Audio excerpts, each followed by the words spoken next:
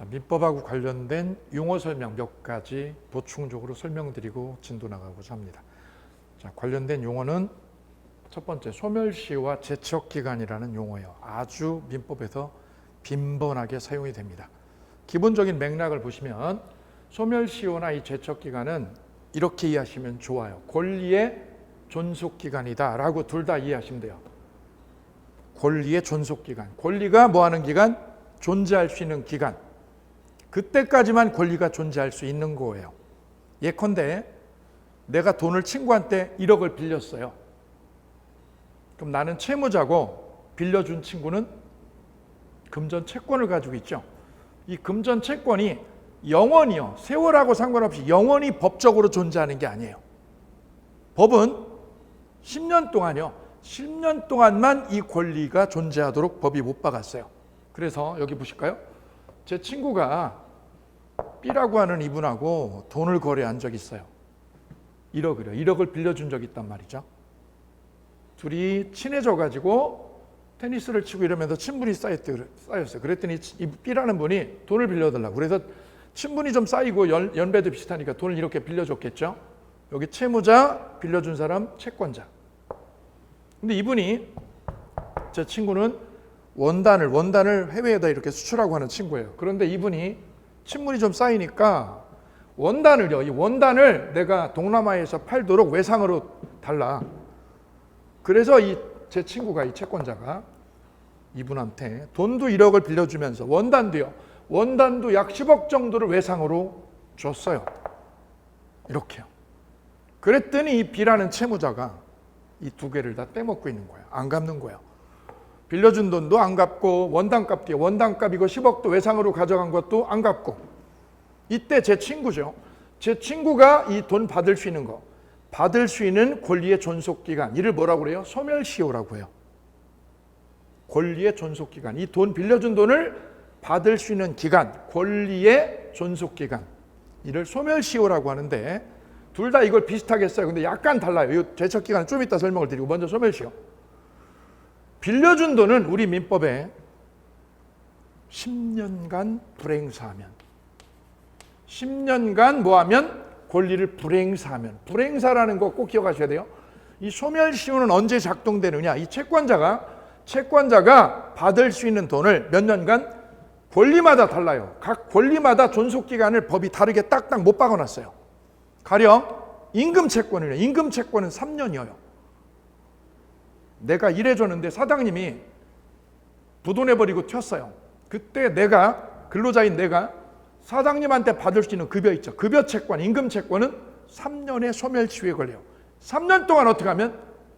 3년간 권리를 불행사하면 내 임금채권은 없어져 버려요. 임금채권은 3년. 짜장면도 법이 정해놨어요. 음식료 채권. 내가 중국집에 짜장면하고 탕수육을 거의 일주일에 한 번씩 외상으로 시켜 먹었어요. 가끔 갚고요. 그리고 내가 튀었어요. 그럼 중국집은 나한테 짜장면 값에 대한 채권 생겼죠. 그 음식료 채권은 1년이에요. 1년 지나면 1년 동안 권리를 불행사하면 권리가 없어져요. 이를 소멸시효라고 그래요. 즉 소멸시효가 작동되기 위한 전제 조건은 채권이 있어야 되고요. 채권자가 어떤 전자에 이 요건 기억하셔야 됩니다. 권리를 불행사하고 뭐하면? 방치했어. 짜장면 값을 1년 동안이나 방치했어. 그러면 권리가 사라지는 게 소멸시효예요. 급여 채권은 몇 년? 3년이요. 3년 동안 내가 어떻게 했어요? 받을 돈을 방치했어. 그러면 내 채권이 사라져, 법에 의해서.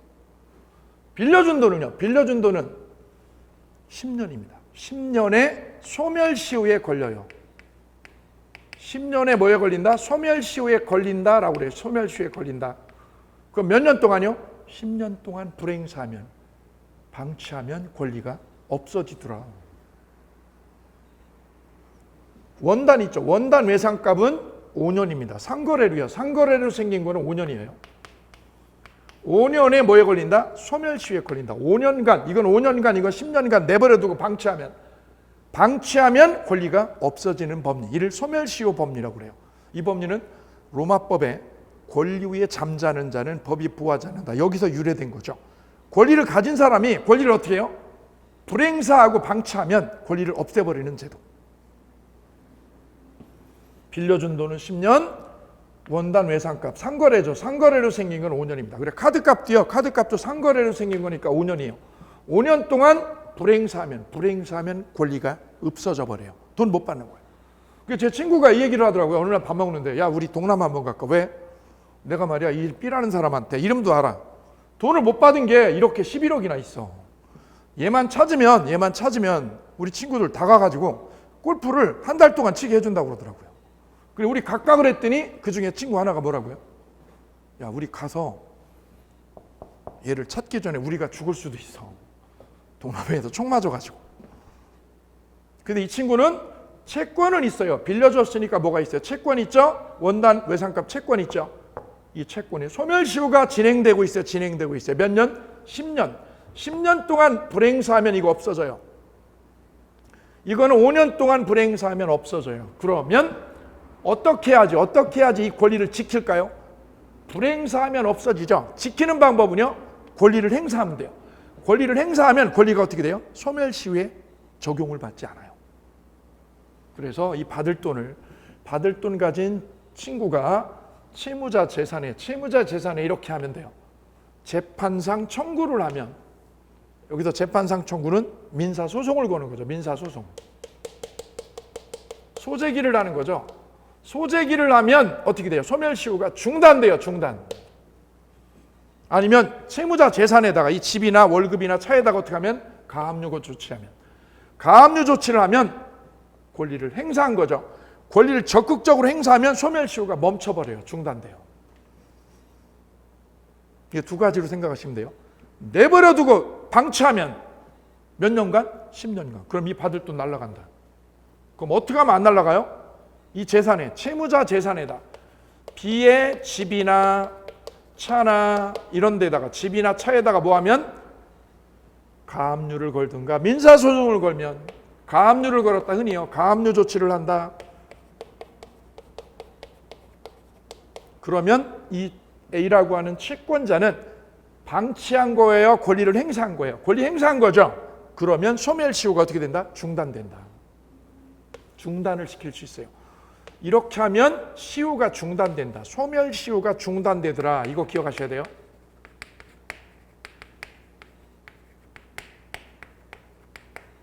그럼 이게 중단이 되면, 즉 가압류 걸면 중단돼요. 이 집에다가. 그죠? 그럼 어떻게 돼요? 처음부터 다시 10년이 또 가야 돼요. 오케이. 그래서 소멸시효를 막는 방법이 있어요. 이렇게 하면 막아요. 특히 우리 일상생활에서 많이 쓰는 거 기억하시면 돼요. 내가 돈 빌려줬죠? 10년이 다 돼간다. 다 돼가는데 얘를 만날 수가 없어. 그러다가 9년째 되는데 얘를 길가에서 만났어. 그럼 어떻게 해요? 보니까 얘가 재산도 없고 집도 없고 차도 없어. 이 인간이. 이게 있어야 가압류를 걸지 재산이. 없죠? 없으면 어떻게 해요? 방법이? 그냥 바라보고 보내준다. 그러면 안 되죠. 그럼 어떻게 하느냐면 요걸 하나 받으면 돼요. 지불각서를요. 지불각서를 받는다. 지불각서를 받았다는 거는 얘가 어떻게 한 거죠? 이 돈이 있다는 걸 어떻게 한 거예요? 인정해 준 거예요. 이를 채무 승인이라고 그래요. 채무를 승인해줘도 소멸시효가 어떻게 돼요? 중단이 돼요. 이 두 가지가 현실적으로 많이 쓰이는 거죠. 재산이 있으면 가압류를 걸고, 재산이 없으면 뭐를 받는다? 각서라도 받는다. 그래야 소멸시효가 어떻게 돼요? 멈추더라. 오케이. 이 법칙 기억해 두실게요. 그런데 제척기간도 똑같아요. 권리의 존속기간이에요. 권리가 존속하는 기간이 법에 정해져 있어요. 가령 지방세 같은 거. 지방세 있죠? 지방세 안 낸 거. 이거 법이 정해놨어요. 몇 년 지나면 없어지도록. 근데 이 소멸시효하고 제척기간의 근원적인 차이는, 소멸시효는 이게 중단이라는 게 있어요. 중단이 있어요. 압류 걸면 중단이 돼요. 그런데 제척기간은 중단이라는 게 아예 없어요. 이건 중단이 있는데 얘는 중단이 없어요. 그냥 기간이 지나면 권리가 사라져버리고 아웃이 아웃. 그럼 이건 중단이 있고 이건 중단이 없다. 그러면 어느 게 더 확실한 걸까요? 바로 제척기간이. 이게 더 확실한 거야. 끝나는 거야. 기간 지나버리면. 기간이 지났죠? 그러면 어떻게 돼? 이거는 끝나버리고 종결이야. 그냥 권리가 종결되고 없어져요. 근데 소멸시효는 어떻게 돼요? 가다가 어떻게 되면 시효 중단이 되면 여지껏 흘러간 시간이 무의미하게 없어져요. 다시 또 진행해. 다시 또. 그래서 제척기간이라는 건 뭐가 없어요? 중단이라는 게 아예 없어요. 그냥 이 기간이 지나면 권리는 아웃되고 종결되는 거예요. 근데 소멸시효는 가다가 뭐가 있어요? 중단이 있어서 가다가 멈추고 다시 진행된다. 오케이. 둘 다 공통적인 속성은 뭐냐? 권리의 존속기간이라는 거다. 네, 이 개념적인 특징 몇 가지를 잘 이해해 주시면 뒤에 물권법이나 계약법에서 많이 이걸 응용해서 쓰거든요. 거기를 위해서 미리 대비를 하는 차원에서 말씀을 드립니다. 그리고 이 소멸시효 10년이 지났느냐? 내가 빌려주고 나서 10년 지났냐 안 지났냐? 이거는요. 내가 당사자가 소송에서 입증해야 돼요. 채무자가 어떻게 해야 돼요? 10년 지났어요 라고 법원에서 주장을 해야 돼요. 근데 제척기간은 어떻게 하냐면 누가요? 법원에서 직권으로 합니다. 이거는 법원에서 하는 거예요. 법원에서 직권으로 조사를 하게 돼 있어요. 근데 이 소멸시효가 지났다, 10년이 지났다, 10년 지났으니까 너 나한테 돈 못 받는다? 이걸 누가요? 채무자가 법정에서 주장을 해야 돼요. 야, 너 빌려준 거 맞는데 말이야, 몇 년이? 10년이 훨씬 지났어. 그래서 게임 끝났어. 라고 누가요? 당사자가 주장해야 돼. 이거는 당사자가 뭐 해야 된대요? 주장하고 입증해야 됩니다. 요 점이 달라요. 이건 누가요? 법원이 하고 이건 당사자가요. 약간의 차이가 있죠. 그래서 소멸시효하고 제척기간의 법리 이렇게 정리를 하고요. 두 번째는 권리를 누릴 수 있는 지위를 권리 주체라고 그래요. 이 부분은 우리 민법의 시험범위 아니에요. 아닌데 일부분을 빌려서 쓸 뿐이에요. 정면으로 여기는 시험에 출제를 안 합니다. 근데 우리 민법의 법리를 다룰 때 이 부분을 일부 차용해서 쓴다는 점, 그래서 설명을 드리는 거예요. 권리를 누릴 수 있는 주체를 인이라고 그래요. 사람 인자. 인에는 두 가지가 있어요. 자연인과 법인. 자연인 그리고 법인 둘로 나누어요. 둘 다 인이 들어가죠. 그래서 권리의 주체가 되는 사람을 인이라고 하고 인에는 둘이 있다. 자연인과 법인. 그럼 자연인은 언제부터? 태어나서 죽을 때까지지. 내가 뭐해서? 출생해서 뭐한 날? 사망할 때까지요. 사망시까지 권리를 누려요. 출생해서 뭐 할 때까지? 사망시까지. 법인은 그럼 언제부터 언제까지 누려요? 법인 설립 등기를 해서. 법인은 언제 출생해요? 사람은 엄마 뱃속에서 나올 때 출생하죠. 법인은 언제 출생해요? 엄마 뱃속에서 나올 때가 아니라 뭐예요? 법인 설립 등기할 때. 법인은 설립 등기를 해야 법인이 탄생해요. 법인 설립 등기를 해서 법인이 뭐 할 때까지요? 청산할 때까지. 청산할 때까지 권리를 누리게 돼요. 이때 이 사람의 능력을 우리 민법학에서는 세 가지로 나누어서 준별을 합니다. 몇 개로요? 세 개로요. 첫 번째는 권리 능력. 두 번째는 의사 능력. 세 번째는 행위 능력. 셋으로 나누어서 사람의 능력을 준별을 하게 됩니다. 여기서 능력은 돈이 많으냐 적으냐 이걸 말하는 게 아니죠. 우리가 일반 일상생활에서는 능력 그러면 뭐죠? 너 돈이 있어 이거죠. 이게 아니라는 거죠.